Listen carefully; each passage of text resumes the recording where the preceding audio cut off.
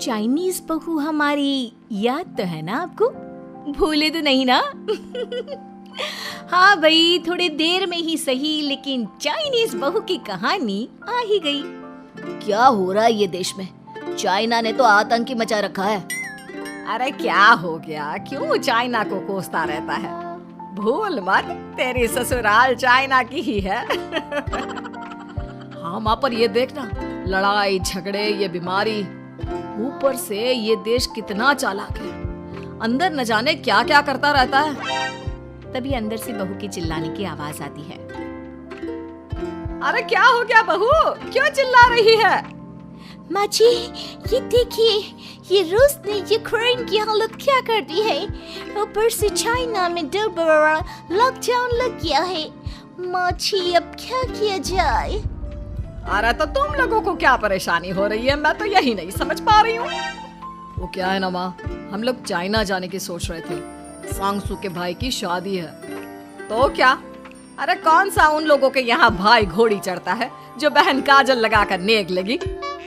माँ जी, उसकी आंखें बहुत छोटी छोटी है, उसमें या तो पुतली रह सकती है या काजल। साले की पुतली निकाल कर काजल लगा दो, अंधा कहीं का। क्या क्या बोले तुम मेरे भाई के बारे में? अरे नहीं नहीं बहू, वो तो बोल रहा था कि तुझे नेग मिल जाएगा। हाँ, बहन है ना तो उसकी। नहीं नहीं माँ जी, मैं सब समझती, ये मेरे भाई का मजाक बनाते रहते।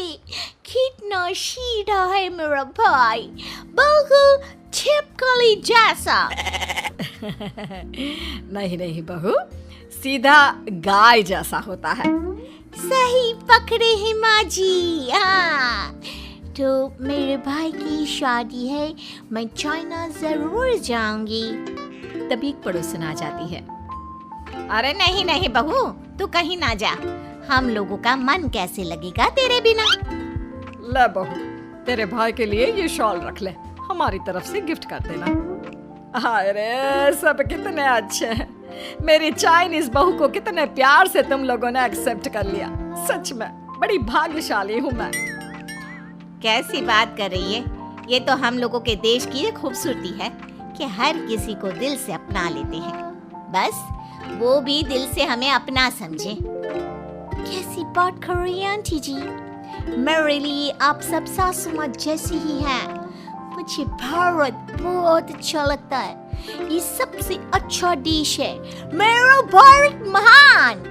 वैसे भी लड़की की शादी जहाँ होती है वो तो वहीं की हो जाती है ना। जीती रे बहू, सही बोल रही है। औरत तो होती ही पानी की तरह है, जो जहाँ जैसे रखे वैसे ही शेप ले लेती है। आंटी जी, ये थोड़ा सा ज्यादा हो गया, समझ नहीं आया। नो प्रॉब्लम, मैं चाय बना कर लाती हूँ। फिर क्या, वो दिन भी आ जाता है जब बेटे बहू को चाइना जाना पड़ता है। वहाँ जाकर बहू का भाई कहता है, मेरे बहन आ गए, मेरी बहन आ गए। मैंने सबको बोला कि सब हिंदी में बात करेंगे, नहीं तो बहन नाराज हो जाएगी। थैंक्स बॉय, हिंदी मेरी भाषा है। आप मुझे उसी में बात करना अच्छा लगता है। आपने जीजा जी से मिलो। ओ बहन, तुम अंदर चलो। सभी बहू को अंदर लेकर चले जाते हैं, लेकिन सांगसू का पति, वो तो बेचारा चाइना के ससुराल के आंगन में अकेला खड़ा रहता है। काफी देर तक जब कोई उसे नहीं पूछता तो वो माँ को घर पर फोन करता है। हाँ बेटा, पहुँच गए ना कुशल मंगल? हाँ माँ, लेकिन सांगसू पता नहीं कहाँ है। वो तो अंदर गई है, तब से बाहर आई ही नहीं। अरे कैसी बात कर रहा है? तो तू अंदर चला जा, तू बाहर क्यों है? अरे दामाद है तू वहाँ का, उन लोगों ने तुझे बिठाया, चाय पानी कुछ नहीं पूछा? नहीं ना माँ। तभी सामने से सांगसू आती है। क्यों आप अभी तक तैयार नहीं हुए? और ये बैग लेकर क्यों कमरे से बाहर आए? इसे वहीं रख देते। कमरा? कौन सा कमरा? अरे कैसी बात कर रही हो? जब से तुम अंदर गई हो मैं बाहर ही तो खड़ा हूँ। बहू को बहुत हैरानी होती है और गुस्सा भी आता है। तभी उसका भाई और माँ आ जाते हैं। अरे सांगसू, अंदर खाना लग गया है, पहले ये बताओ कि मेरे पति को किसी ने खाना या पानी क्यों नहीं पूछा? वो भारत से ससुराल पहली बार आया है, वो भी मेरे कहने पर। उनकी इज्जत क्यों नहीं की? देख बेटी, तूने जबरदस्ती जिद में शादी की थी तो हम लोगों ने कर दी, लेकिन अब तुम ये सोचो, पूरी चाइना में मैं इस इंडियन को अपना दामाद बताऊं? So sorry. हाँ संगसू, और तुम भी चुप रहना, नहीं तो वो लोग मेरी शादी तोड़ देंगे। ओह, ऐसी बात है। कोई बात नहीं, मैं बाहर होटल में रह लेता हूँ, तुम वही करो जो ये लोग चाहते हैं। कैसी बात कर रहे हो? शादी के बाद पति जैसा भी हो, जो भी हो, पति होता है। वैसे भी तुम्हारे पूरे परिवार ने, सबने बिना सोचे मेरा साथ दिया, मुझे एक्सेप्ट किया, प्यार किया। मैं अपने देश में आपको अकेला कैसे छोड़ सकती हूँ?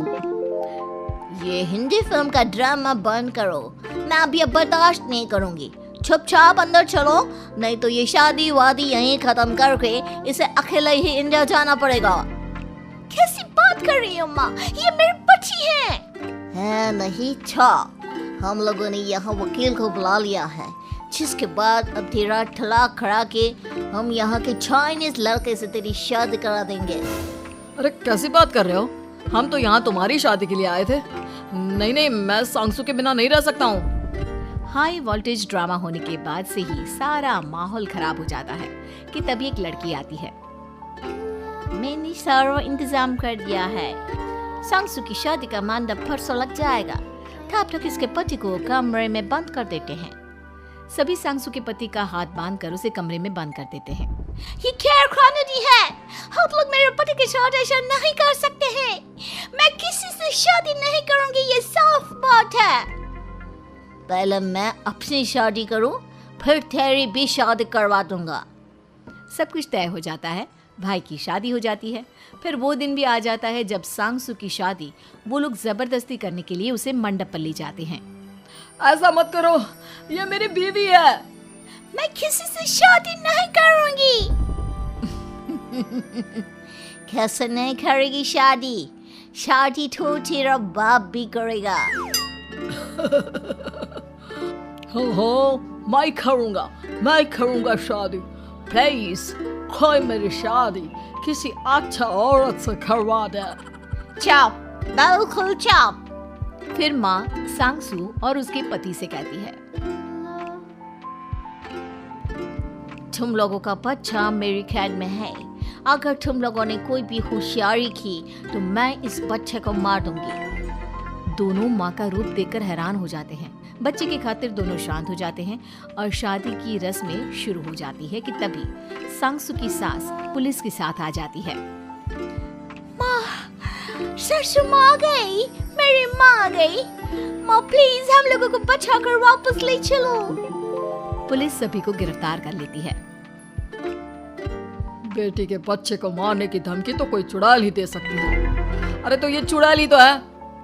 ये सही बोल रहे हैं, ये औरत किसी चुड़ैल से कम नहीं है। तभी उन लोगों का बच्चा भी आकर सांगसू के गले लग जाता है। माँ, तू सही समय पर आ गई, लेकिन तुझे कैसे पता चला कि यहाँ ये सब हो रहा है? बेटा, ये चाइनीज लोग ना होते ही धोखेबाज हैं। इन लोगों पर मुझे भरोसा नहीं था, इसलिए मैंने तेरे फोन को हमेशा के लिए मेरे फोन से अटैच कर दिया था, जिससे तेरे आसपास होने वाली सारी बात मैं सुनती रहूं। उस दिन भी मेरी तेरी बात हो रही थी तो तेरा फोन ऑन था, मैं सब समझ गई थी। मुझे माफ कर दो। नहीं, बिल्कुल नहीं। चलिए माँ जी, इंडिया वापस चलते हैं। आज के बाद मैं यहाँ कभी नहीं आऊंगी।